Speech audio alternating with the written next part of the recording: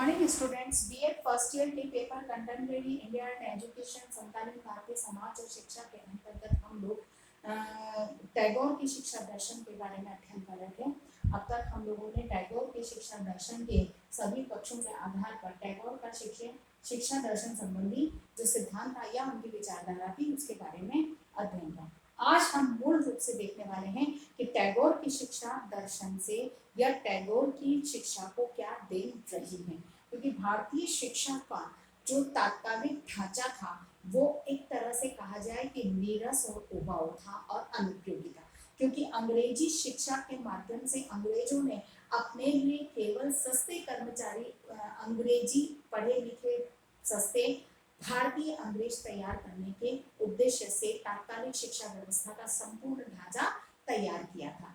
इसीलिए टैगोर एक वह शिक्षा शास्त्री थे जिन्होंने कि इस समस्त व्यवस्था को पहचाना, जाना, क्योंकि खुद भी उसके एक हिस्सा थे, उन समस्त परिस्थितियों से गुजरे हुए थे, इसलिए उन्हें पता था कि ये शिक्षा कितनी अनुपयोगी और अव्यवहारिक है।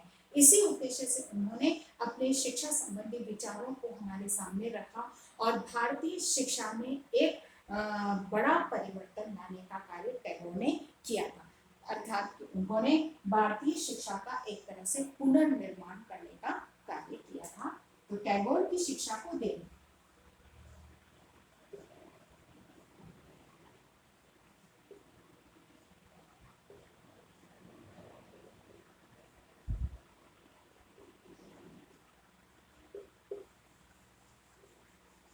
टैगोर की शिक्षा को देन की जहाँ तक हम बात करते हैं तो सबसे पहली जो उनकी देन की या सबसे पहला जो कार्य था वह था कि उन्होंने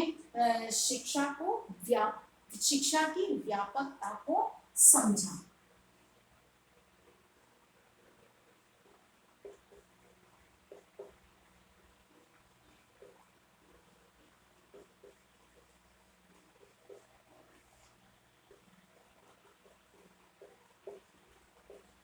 टैगोर ने शिक्षा की व्यापकता को समझा। ऐसा नहीं था कि केवल आध्यात्मिक शिक्षा है, अर्थशास्त्र की शिक्षा है, राजनीतिक शिक्षा है, नहीं, ये शिक्षा के सिर्फ एक छोटे छोटे अंग हैं या भाग या विषय हैं। ये शिक्षा नहीं, शिक्षा की संपूर्ण बालक व्यक्ति के जीवन के संपूर्ण जीवन को जीने के लिए हर क्षेत्र में विभिन्न प्रकार के कौशल की आवश्यकता होती है। तो उन्हीं सभी कौशलों के विकास को शिक्षा के क्षेत्र में देखा जा सकता है या वो सभी शिक्षा के क्षेत्र हैं। इसीलिए एक तरह से कहा जाए कि शिक्षा का क्षेत्र कोई सीमित नहीं, व्यापक क्षेत्र है। उस चीज को टैगोर ने सबसे पहले समझा। उसके बाद में है पाश्चात्य व भारतीय संस्कृति और शिक्षा।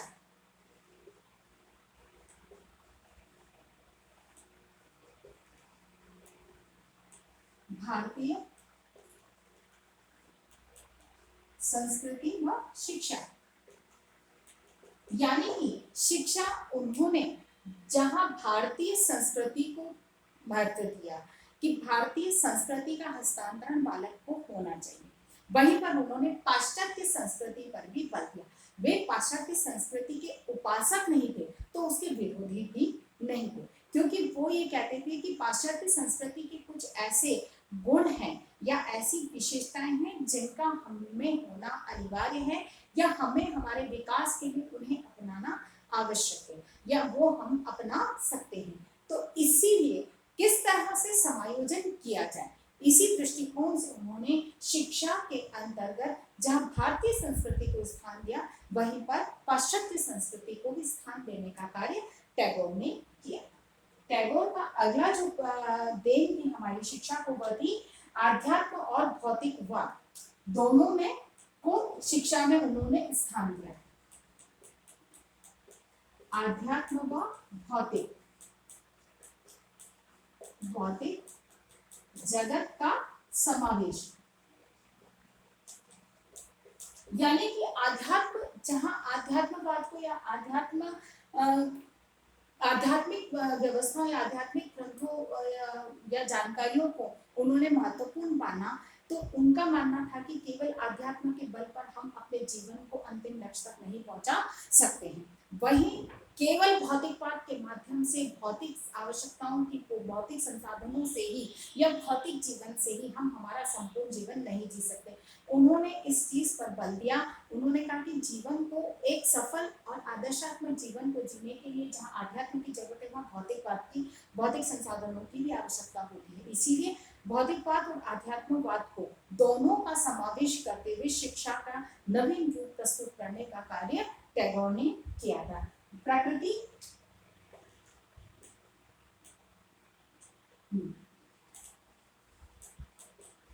प्रकृति व शिक्षा। प्रकृति व शिक्षा, प्रकृति में शिक्षा और शिक्षा में प्रकृति, दोनों को एक तरह से कहा जाए कि प्रकृति और शिक्षा को एक रूप में उन्होंने प्रस्तुत किया। तो शिक्षा का जो स्वरूप है वो प्रकृति से ही आया है, तो हम उस प्रकृति से उसे अलग नहीं कर सकते। इसीलिए शिक्षा में प्रकृति को यथोचित स्थान देने का जो कार्य था वह टैगोर ने किया था। उसके बाद उन्होंने दर्शन और वास्तविक जीवन, दर्शन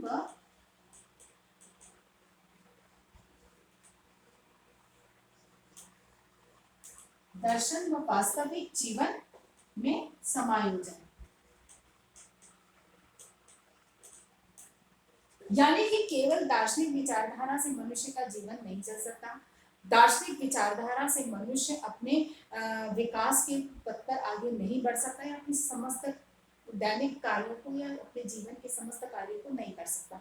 और व्यवहारिक जीवन का होना, उसमें व्यावहारिक जीवन में भी एक बिना किसी विशेष ज्ञान जानकारी के आप जीवन जीते हो और जीते आए हैं लोग, लेकिन एक अच्छा उच्च कोटि का जीवन जीने के लिए अनिवार्य है कि जहाँ व्यवहारिक जीवन में आदर्शात्मक विचारधाराओं का होना या आदर्श का होना बहुत जरूरी है, वहीं पर आदर्शात्मक ज्ञान के साथ में का व्यवहारिक उपयोग करना मनुष्य को आना चाहिए। ज्ञान आप चाहे किताबी कर लें, लेकिन उसका व्यवहारिक उपयोग करना नहीं आएगा तो फिर उस ज्ञान की कोई उपयोगिता नहीं है। इसीलिए जो दर्शन उन्होंने निर्धारित किया, उन्होंने दर्शन, जिन दर्शनों की बात की जाती थी उनका व्यवहारिक जीवन में उपयोगिता का जो प्रशिक्षण है वो शिक्षा के माध्यम से देने का कार्य रविंद्रनाथ टैगोर ने किया था। फिर सौंदर्य बोध, सौंदर्य बोध, सौंदर्य बोध होना व्यक्ति के लिए बहुत जरूरी है। शिक्षा के माध्यम से सौंदर्य की वास्तविक सत्य को समझने और समझाने का कार्य टैगोर ने किया था। क्योंकि जैसे मानव की प्रकृति है कि दिखने में बड़ी सुंदर चीज है, जैसे गुलाब बहुत सुंदर पौधा है, लेकिन उसके अवगुण से हम अपरिचित हैं क्योंकि उसमें कांटे होते हैं। अगर असावधानी जरा सी भी रही तो वो कांटा हमें चुभ सकता है। तो टैगोर का कहना यही है कि दिखने में खूबसूरत है, उसके अवगुणों को भी हमें पता होना चाहिए। दिखने में बदसूरत है, खूबसूरत नहीं है, उसके गुणों का पता हमें होना चाहिए। जैसे नीम कड़वा है लेकिन उसके गुण हमारे स्वास्थ्य के लिए लाभकारी, यानी कि एक वास्तविक सुंदरता दिखने में नहीं, आंतरिक गुणों की होती है। तो इसी चीज को प्राकृतिक जो सौंदर्य की जो अनुभूति है वो वास्तव में किस तरह से होती है, इसका प्रशिक्षण वालों को शिक्षा के माध्यम से दिया जाता है। दूसरी चीज यहाँ पर उन्होंने सौंदर्य के प्रति इसीलिए उन्होंने विशेष बल दिया क्योंकि एक बालक में हर चीज को सौंदर्य के दृष्टिकोण से देखने की जहाँ क्षमता का विकास होता है तो उसकी सोच जो है वो सकारात्मक होती है। नकारात्मक सोच से उसको दूर ले जाया जा सकता है। नकारात्मक सोच बालक के लिए हानिकारक होती है। इसी सोच से दूर करने के लिए सकारात्मक सोच का होना जरूरी है। इस सोच को निर्मित करने में सौंदर्य बोध जो है महत्वपूर्ण भूमिका निभाता। टैगोर ने सबसे पहले इसको स्थान दिया था या टैगोर ने इसके लिए शिक्षा के माध्यम से प्रयास किया। उसके बाद आता है मानव जीवन और शिक्षा। मानव जीवन जीने के लिए शिक्षा महत्वपूर्ण है क्योंकि जीवन जीने की जो कला है वो शिक्षा के माध्यम से बालक को सिखाई जाती है, उसको प्रशिक्षण दिया जाता है। यानी कि टैगोर ने पहली बार या टैगोर ने ही शिक्षा में मानव जीवन को जीने के लिए जिन योग्यताओं क्षमताओं की आवश्यकता होती है, मानव जीवन की जो विभिन्न आवश्यकताएं होती हैं उनको कैसे पूरा किया जा सकता है, उनके साधन कैसे जुटाए जा सकते हैं, इन सबको शिक्षा के माध्यम से सिखाने या समझाने का प्रयास टैगोर ने किया। फिर बाद में भारतीय संस्कृति और शिक्षा।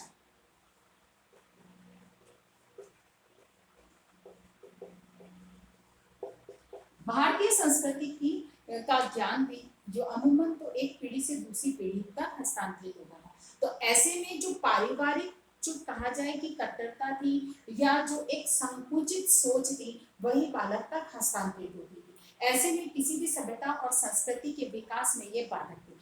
इसीलिए टैगोर ने शिक्षा के माध्यम से मूल संस्कृति क्या है, उसके मूल आधार क्या है, मूल विशेषता क्या है, उसके उद्देश्य क्या है, इनको बालक तक पहुंचाने में शिक्षा का माध्यम उन्होंने चुना। अर्थात टैगोर ने ही शिक्षा के माध्यम से भारतीय संस्कृति का पीढ़ी दर पीढ़ी हस्तांतरण का प्रस्ताव या प्रयास किया कि सत्य की शिक्षा,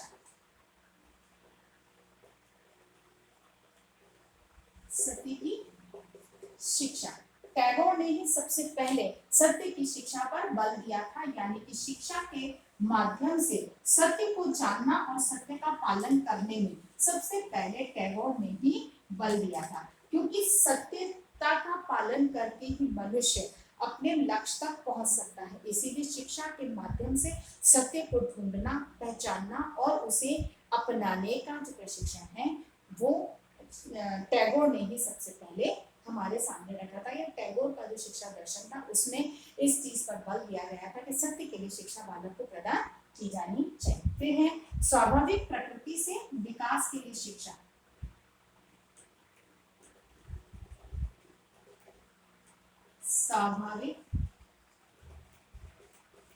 स्वाभाविक प्रकृति से विकास पर बल। शिक्षा के माध्यम से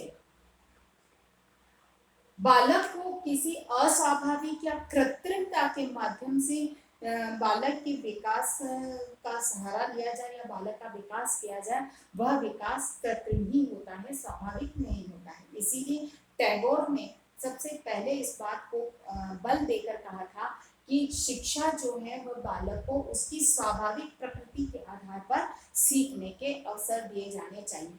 कोई बालक बहुत तीव्र गति से सीखता है, कोई सामान्य गति से सीखता है और कोई मंद गति से सीखता है। तो ऐसा नहीं है कि हम बालक को मंद गति से अगर सीख रहा है तब भी हम शीघ्रता करें या कृत्रिमता उसमें ऊपर से थोप कर रटा कर या कृत्रिम प्रक्रिया के माध्यम से उसे सिखाकर और आगे बढ़ाए, तो वो चीज वो सीख लेगा, लेकिन व्यवहारिक जीवन में उसका उपयोग बालक नहीं करेगा। इसीलिए टैगोर ने ही सबसे पहले टैगोर ने अपनी शिक्षा में सिद्धांत में इसको स्थान दिया था कि बालक को उसकी स्वाभाविक प्रकृति से सीखने दिया जाए। अगली बात जो उन्होंने कही थी, पुस्तकों और वीडियो के स्थान पर पुस्तकीय ज्ञान व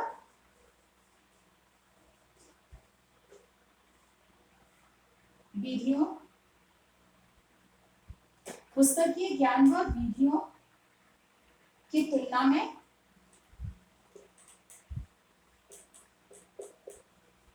में बालक पर बल। यानी कि उनका कहना ये था टैगोर का कि हम पुस्तकीय ज्ञान को बालक में ठूंसने का प्रयास करते, क्योंकि तब यही होता था कि बालक को जो पुस्तकीय ज्ञान था वो उसके दिमाग में ठूंस ठूंस कर भरा जाता था। इसके टैगोर बहुत सख्त खिलाफ थे।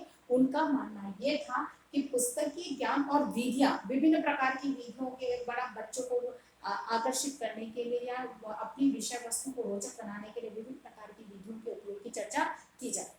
लेकिन टैगोर इस चीज के विरोधी थे। वो कहते थे कि बालक को आपकी, जैसे कि आपने कहा कि मिट्टी के बारे में हम मिट्टी की अलग अलग प्रकार के बारे में पढ़ाना या सिखाना चाहते हैं, तो पुस्तकीय ज्ञान देने की बजाय बालक को स्वयं सीखने के अवसर दिए जाए कि बालक विभिन्न प्रकार की मिट्टी को ढूंढ कर लाए और फिर उनका प्रयोग करके ये समझे कि कौन कौन सी मिट्टी की क्या क्या प्रकृति और कैसी कैसी अलग अलग मिट्टी होती है।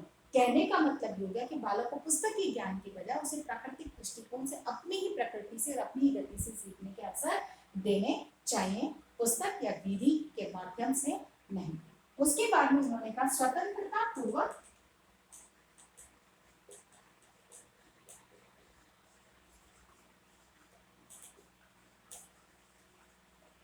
स्वतंत्रता पूर्वक सीखने के अवसर बालक को दिए जाने चाहिए।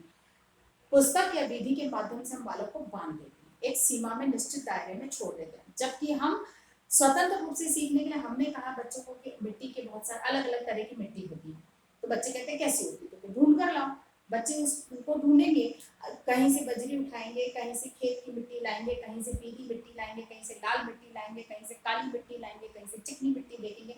यानी कि आपके आसपास जिस प्रकार की मिट्टी मिलती है बच्चा उनको लाएगा और उनमें अंतर को स्वयं अनुभव करेगा कि हाँ मिट्टी अलग अलग प्रकार की होती है। अन्यथा बालक के दिमाग में ये होता मिट्टी तो एक ही प्रकार की होती है, मिट्टी तो मिट्टी होती है, नहीं, लेकिन मिट्टी अलग अलग। इस चीज को जब बालक को स्वयं स्वतंत्र रूप से सीखने के अवसर दिए जाने चाहिए। फिर बाद में है फैशन जो विलासिता से दूर।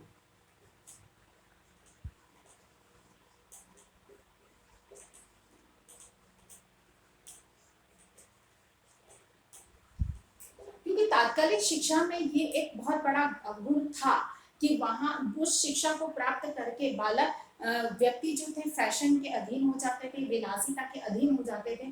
तो टैगोर का मानना ये था कि शिक्षा इस तरह से दी जाए कि बालक फैशन और विलासिता से दूर होकर सादगी पूर्ण जीवन को जिए। क्योंकि जितना आप विलासिता में पढ़ोगे, जितना फैशन से पढ़ोगे, तो आप उतने ही उसी आपकी सोच, आपकी मानसिकता उसी तरह की बनती जाती है। जितना सादगीपूर्ण जीवन आप जीते हो तो उतना ही आप सामान्य जीवन को जीते और उतने ही अपने लक्ष्य की तरफ केंद्रित हो पाते। इसीलिए टैगोर का मानना ये था कि सरल और सादगीपूर्ण जीवन के लिए शिक्षा इस तरह से दी जाए कि सरल और सादगीपूर्ण जीवन बालक जी सके। तो टैगोर ने शिक्षा में बालक के गुणों के विकास पर भी बल दिया कि सरल और सादगीपूर्ण जीवन की जो गुण है वो बालक में विकास। फिर बाद में है शिक्षा में नवीनता और मौलिकता। नवीनता और मौलिकता यानी कि शिक्षा में नवीन आविष्कार और मौलिक मूल वस्तु को स्थान देने पर टैगोर ने अपनी शिक्षा के सिद्धांत में स्थान दिया था कि जो भी नवीन आविष्कार या अनुसंधान होते हैं उन्हें शिक्षा में यथावत समय समय पर स्थान दिया जाना चाहिए, जिससे कि सही जो नवीन सूचनाएं हैं वो बालक तक पहुंच सके। अगली बात है शिक्षक को महत्वपूर्ण स्थान। शिक्षक को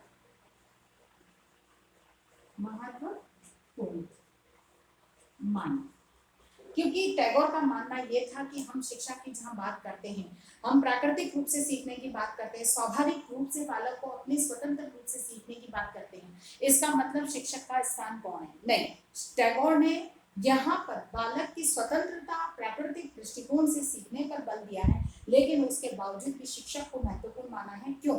क्योंकि बालक अपने स्वाभाविक रूप से या प्रकृति से सीख रहा है, लेकिन उसे एक उचित दिशा निर्देश की आवश्यकता होती है। वही निर्देशक या पथ प्रदर्शक शिक्षक होता है। इसके बिना बालक किसी सही जानकारी को नहीं जुटा पाता है, क्योंकि बालक हो सकता है कि जैसे मिट्टी के नमूने लेकर आया तो दो एक समान दिखने वाली मिट्टी उसको लगेगी एक है। शिक्षक यहाँ उसको सहयोग में बताएगा कि इसमें क्या अंतर है, इसीलिए शिक्षक का उन्होंने महत्वपूर्ण माना है। फिर बाद में है विश्व बंधुत्वता की भावना।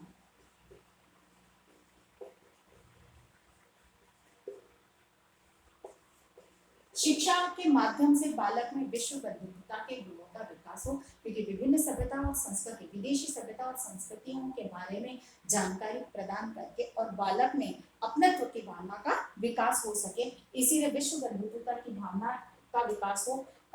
शिक्षा इस तरह की होनी चाहिए और इसी आधार पर टैगोर ने विश्व भारती की स्थापना की।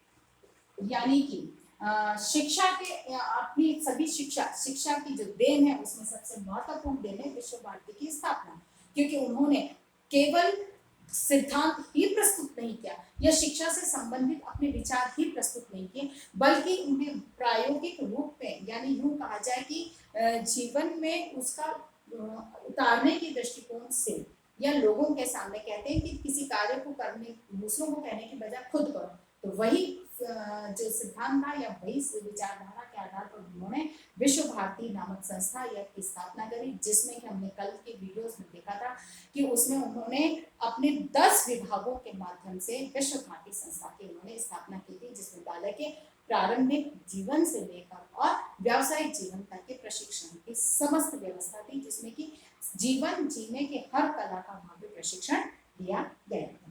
फिर बाद में है अंतिम बात जो आती है भारत की भावी शिक्षा व्यवस्था में, तो अंतिम बात इसमें यहाँ आती है, वो आती है हमारी भारत की शिक्षा व्यवस्था में की पीठिका प्रस्तुत की है ना। भारत की भावी शिक्षा व्यवस्था की पीठिका प्रस्तुत, ठीक है ना। टैगोर ने यहाँ पर भारत का भावी शिक्षा कैसी हो इसकी एक संपूर्ण रूपरेखा हमारे सामने प्रस्तुत, अर्थात टैगोर के इस शिक्षा दर्शन को अगर हम देखते हैं तो तात्कालिक शिक्षा व्यवस्था से त्रस्त होकर उन्होंने जो शिक्षा की कल्पना की थी, जो सिद्धांत प्रस्तुत किया था, वह भारत के भविष्य के निर्माण में, नवीन भारत के निर्माण में महत्वपूर्ण भूमिका निभाता था। इसी आधार पर आज हमें एक प्रश्न करना है कि टैगोर के अनुसार टैगोर की शिक्षा की देन को